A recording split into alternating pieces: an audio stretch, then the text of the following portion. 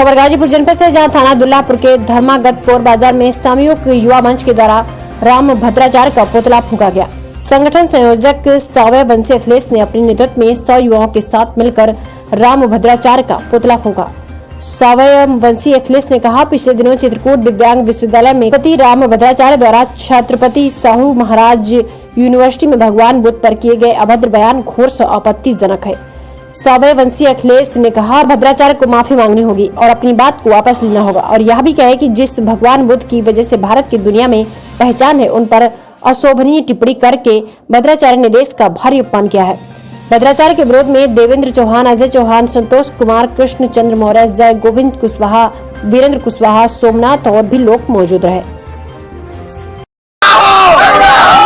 विश्वगुरु तथागत गौतम बुद्ध की, विश्वगुरु तथागत गौतम बुद्ध की, विश्वगुरु तथागत गौतम बुद्ध की। भद्राचार्य माफी मांगो, भद्राचार्य माफी मांगो। महामानव के ऊपर टिप्पणी करना, वो भी विश्वविद्यालय के कुलपति हैं, कोई साधारण व्यक्ति नहीं है।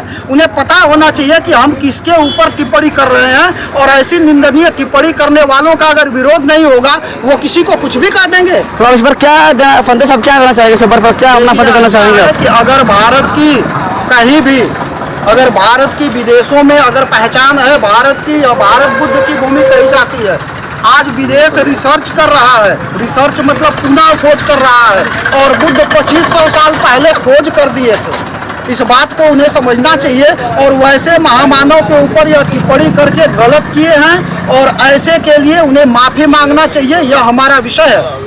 हम उनका पुतला फूंक करके और जाहिर करना चाहते हैं कि उन्होंने यह घोर निंदनीय वक्तव्य दिए हैं और इसके लिए उन्हें माफी मांगना चाहिए, अपने वक्तव्य को वापस लेना चाहिए। ठीक है, धन्यवाद। वहीं बैराबाद थाना अंतर्गत ग्राम मदाईपुर में कक्षा 3 में पढ़ने वाली 8 वर्षीय बालिका करिश्मा राजभर के घर हाल जाने के लिए आज सुहेल देव भारतीय समाज पार्टी के प्रमुख महासचिव अरविंद राजभर घर पहुंचकर परिवारजनों से जानकारी के लिए उन्होंने कहा कि इतना बड़ा जघन्य अपराध करने वालों के दोनों हाथ काट करके सजा देनी चाहिए। ऐसा कानून बनाना चाहिए जिससे लोग ऐसा कुछ करने से पीछे हट जाएं और पूरे देश की बच्चियां, महिलाएं सुरक्षित रहें। इसके साथ ही परिवार की सुरक्षा के लिए कम से कम 6 महीने तक प्रशासन द्वारा 2 पुलिसकर्मियों की ड्यूटी लगाई जाए, जिससे बाहर निकलने पर मिल रही धमकियों से परिवार पर खतरा दिख रहा है।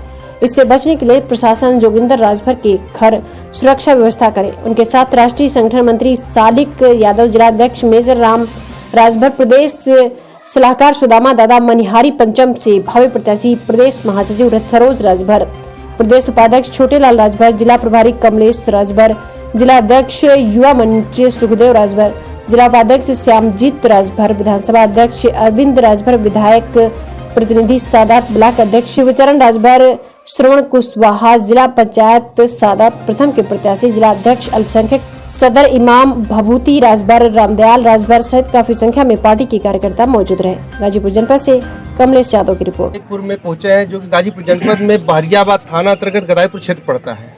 जो करिश्मा राजभर, जिनके पिताजी जोगिंदर राजभर जी हैं, ये 8 वर्षीय बालिका के साथ इतना बड़ा घोर अत्याचार हुआ है, उसके बारे में सर क्या कहना चाहते हैं आप?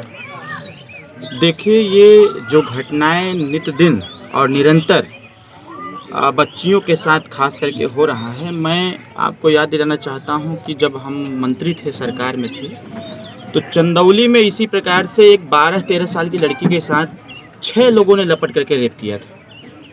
पुलिस प्रशासन सुन नहीं रही थी। 4 दिन लगातार परिवार के लोग थाने में बैठे रहे। इसकी सूचना जब हम लोगों को मिली, और दूसरी चीज़ इसमें ये थी कि सूचना भी वहाँ से नहीं दिया जा पा रहा था कि ऐसी स्थितियाँ उत्पन्न हो गई। सूचना हमको प्राप्त हुआ, मैं गया हुआ था वहाँ पर, गांव में गया, और मैं वहीं पर तुरंत तत्काल SHO और SP, IG, यहाँ तक कि DGP से मैंने बात किया। बात करने के बाद तत्काल मैंने कहा कि 4 घंटे के अंदर गिरफ्तारी नहीं होती है मुकदमा पंजीकृत करने के बाद, तो मैं बलुआ थाना को फूंक करके ही जाऊंगा यहाँ से। और मैंने वहाँ अपने संबोधन में बोल दिया था कि ये घटनाएं निरंतर होती रहेंगी। अगर संविधान भारत का लचीला है, परिवर्तनशील है, तो ऐसी घटनाओं को ध्यान में रखते हुए कुछ ऐसे संशोधन किए जाएं और मेरे हिसाब से ऐसे कानून बनाए जाएं कि इस प्रकार से जघन्य अपराध करने वाले लोगों को क्षमा न करते हुए ऐसे लोगों का दोनों हाथ कटवा करके बीच चौराहे पर गोली मरवा दिया जाए, ताकि न रहे बांस न बजे बांसुरी, भय का माहौल हो। अगर आतंकवादियों के द्वारा देश में भय का माहौल पैदा किया जाता है तो उसी प्रकार से इस देश में रहने वाले ऐसे जघन्य अपराध को अंजाम देने वाले लोगों के लिए भय का माहौल पैदा हो। और मैं राष्ट्रपति महोदय से मांग करता हूं कि जल्द से जल्द इस पे कोई कठोर कानून बनावें, आप बना करके ऐसे अपराध करने वाले लोगों को बीच चौराहे पर खड़ा गोली मरवा दिया जाए, ताकि समाज में मैसेज जाए कि गलत तरीके से बच्चियों को छूने पर, महिलाओं को छूने पर इसकी सजा सिर्फ और सिर्फ मौत है, इसके अलावा कुछ भी नहीं है। ये मैं राष्ट्रपति महोदय से मांग करता हूँ, पहली चीज। दूसरी चीज, ये जो घटना घटित हुई है इससे मेरा पूरा समाज बहुत आक्रोशित है। अभी मैंने सुना, कई दिनों से इस चीज़ को मैं देखा, मुकदमे पंजीकृत नहीं हो रहे थे। सामाजिक दबाव में तमाम लोगों के लेटर और ट्विटर के माध्यम से हम लोगों ने प्रेशर बनाया, मुकदमा पंजीकृत हुआ। लेकिन जो घटना को अंजाम दिया है उसके लोग या उसको सह देने वाले लोग अभी इस चीज़ से हतोत्साहित नहीं है, बल्कि उत्साहित है। इस चीज़ को ध्यान में रखने की आवश्यकता है कि अभी इतने बड़े घटना को अंजाम देने के बाद भी अगर ऐसे लोग उत्साहित भावना में हैं और इस चीज़ को कहते पाए जा रहे हैं कि नॉर्मल होता है तो 2-3 महीने बाद देख लेंगे, तो मैं सरकार से मांग करता हूं कि जल्द से जल्द यहां पर सुरक्षा व्यवस्था बढ़ाई जाए, इस गांव पर विशेष ध्यान दिया जाए, खास करके इस परिवार पर विशेष ध्यान दिया जाए, क्योंकि मुझे जानकारी में आया है कि ये घटना एक बार और हो चुकी थी, लेकिन ग्रामीण क्षेत्र के जो समृद्धशाली लोग थे उन लोगों के द्वारा बीच बचाव करने के बाद माहौल को शांत किया गया था। कहीं ना कहीं कोई ऐसा इंटेंशन है और मुझे भय है, मुझे भी डर है इस चीज़ का कि भविष्य में भी बच्ची के साथ या किसी भी बच्ची के साथ फिर ऐसा घटना हो सकता है। इसलिए सरकार और स्थानीय प्रशासन से मैं रिक्वेस्ट करता हूँ, विनम्र निवेदन करता हूँ कि अब इस गांव में इस प्रकार का कोई कुकृत्य न हो पावे, इसलिए यहाँ पर पूरी प्रोटेक्शन लगाई जाए, पिकेट बैठाया जाए और पिकेट तब तक बैठा रहे जब तक ऐसे घटना को अंजाम देने वाले लोगों को कठोर से कठोर सजा प्राप्त न हो जाए। सर, उन्नाव कांड पे भी कुछ बोलना चाहेंगे? मैं फिलहाल उन्नाव कांड को ध्यान में रखते हुए मैं फिलहाल गाजीपुर के कांड पर बात करना चाहता हूँ, क्योंकि उन्नाव जनपद बहुत चर्चित जनपद हो गया है। वो वहाँ भारतीय जनता पार्टी के विधायक उस चीज में लिप्त हो जिसके साथ रेप हुआ हो, स्वर्ग सिधार गई, और जो व्यक्ति इस घटना को अंजाम दिया है वो बैठ करके रबड़ी मलाई चमचम खा रहा है। तो उन्नाव की घटना से बड़ी घटना है, क्योंकि 9 साल की बच्ची, ये मानव प्रवृत्ति मानवता को तार तार कर रहा है भाई। 9 साल की बच्ची जो ठीक से चलना भी नहीं सीखा है, ठीक से उड़ना भी नहीं सीखा और ठीक से समाज को पहचानना भी नहीं जाना, उस बच्ची के साथ इस प्रकार कुकृत्य, ये घटना को अंजाम दे करके यहाँ के गरीबों को लोग दबाना चाहते हैं। सुहेल देव भारतीय समाज पार्टी का एक कार्यकर्ता, जब हमारे नेता किसी से नहीं डरते हैं तो हमारा समाज भी किसी से नहीं डरेगा। ये घटना समाज के लिए बहुत बड़ी घटना है और इस घटना के माध्यम से कल सदन का कार्यवाही चल रहा है। मैं माननीय नेताजी को आज अवगत कराऊंगा कि माननीय जी का न्याय संगत कार्य तब पूर्ण होंगे जब इस बच्ची को सरकार की तरफ से मुआवजा प्राप्त होगा, इसके परिवार की सुरक्षा बढ़ेगी, इसके परिवार के यहाँ लगातार निरंतर 6 महीने तक के लिए 2 सुरक्षाकर्मी इस परिवार के साथ लगाए जाएं।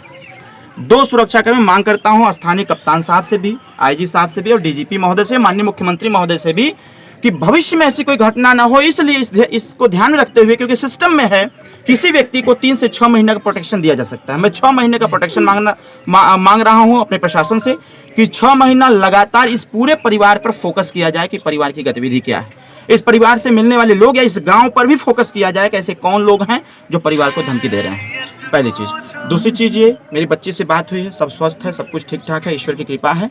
हम सभी जनता गरीब के साथ है, बच्चे के साथ है, कि मेरी पार्टी के समर्थक भी रहे हैं ये। और कल इस बात को माननीय नेताजी सदन के अंदर माननीय मुख्यमंत्री के सामने उठाएंगे कि राम राज्य की परिकल्पना बलात्कार से नहीं किया जा सकता है।